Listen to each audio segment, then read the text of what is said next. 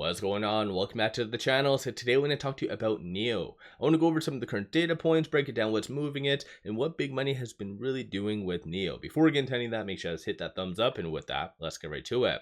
So NIO is down 0.71%, so nothing overly crazy. 349 the low, 357 the high. During the pre-market, did have a good amount of optimism, and it was sitting roughly around that 359 range. So it wasn't just NIO. A lot of Chinese stocks were gaining some good momentum.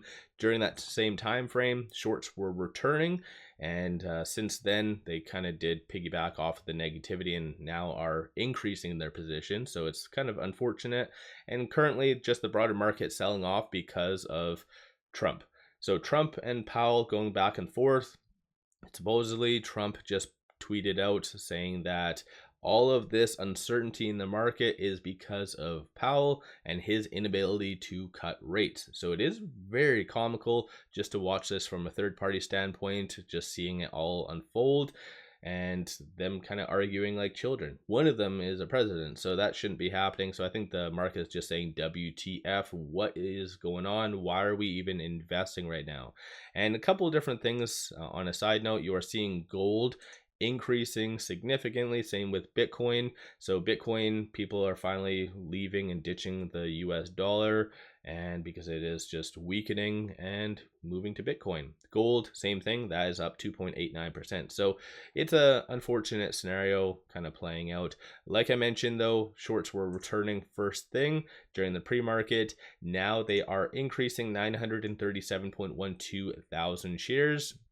14.16% of the free float is being shorted, works out to be 225.14 million shares. So I think just Trump is making it very easy for shorts, and at the same time you are seeing majority of the market, at least the big players, really sticking to money markets. So money markets are sitting at all-time highs, and because they see a massive amount of uncertainty in the broader market. So again, it's not necessarily the best. Despite that though, you are still having some big players buy, and so I wanted to go over that because I've saw some posts about what did BlackRock do and whatever else. So BlackRock in Q1, because remember all the recent 13Fs did occur during Q1. So BlackRock increased their position by 3.68 million shares. Again, just for clarity, doesn't mean they did it today, yesterday. It did occur during Q1. So it is delayed information, but 3.68 million is rather good. Even Vanguard, you had them increase, I think it was 1.04 million. So good to see at least some of the big players increasing their position.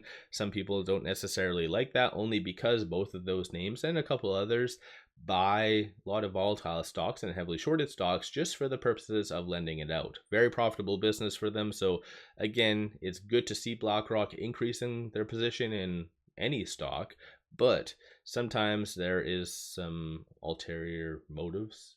So again, just kind of do your own due diligence at the end of the day. Only thing I wanted to bring up was this right here. So it looks like NIO did form a new subsidiary, and it is just this name, and that is ultimately just Firefly, Onvo, and also NIO combined. So interesting. I'm not really sure exactly what this is for, designated for.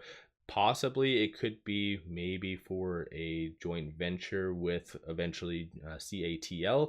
I know that's going to be a big deal for NIO going forward. So let me know your general thoughts, but as far as the purposes of this, it's anyone's guess. I just mentioned 𝗖𝗢𝗡𝗘𝗧 because of the level of news that we've seen about them recently. But moving over to options, 524,000 in calls, 198,000 in puts. Kind of low volume today, but one good thing to see with NIO, that's happening with NIO, not necessarily the rest of the market, is a certain level of optimism. So 63% of all the options being done today are optimistic in nature. Like I said, that is rather abnormal, especially given what's happening today in the sell-off. So good to see.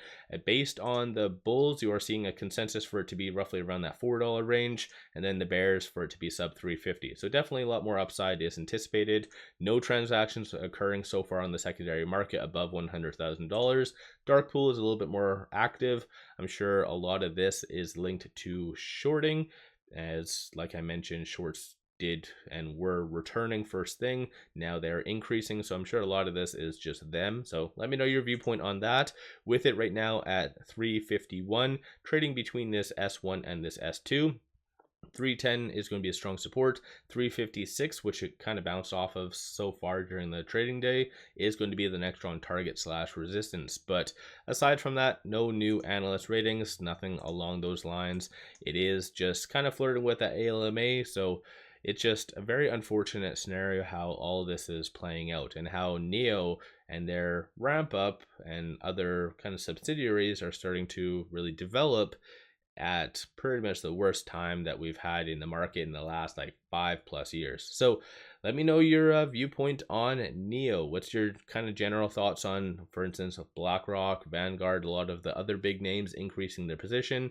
Do you think that's bullish? Do you think that they are doing it just to lend out shares, just to kind of kill NIO a little bit or hurt them or whatever else? So what is your viewpoint on all of that? So one final thing, if you're looking for some kick-ass buy signals on stocks, options, crypto, definitely worthwhile to pop over to my Patreon, link in the description below and also the comments. With all that said, appreciate all of you watching.